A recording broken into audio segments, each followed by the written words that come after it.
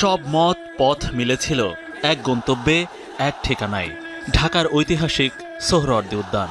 শনিবারের জনস্রোতে আরেকবার উচ্চারিত হল ইসরায়েলি গণহত্যা বন্ধ ও স্বাধীন ফিলিস্তিনের দাবি। ছিল না আনুষ্ঠানিক কোনো উদ্যোগ, বক্তৃতার ফুলঝুরি, সবার কণ্ঠে শুধু ছিল প্রতিবাদী স্লোগান।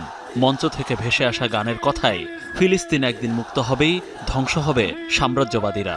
সারা দেশ থেকে যে বা যারা এসেছেন প্রাণের টানে নিপীড়িত ফিলিস্তিনিদের সাথে একাত্মতা জানাতে। মনে ছিল আবেগ, কণ্ঠে ছিল ক্ষোভের বিস্ফোরণ। ফিলিস্তিন ফিলিস্তিন, আল কুদুস আল কুদুস। সকাল থেকে মিছিলে মিছিলে লাখো লাখো জনতা হাজির হন সোহরাওয়ার্দী উদ্যানে।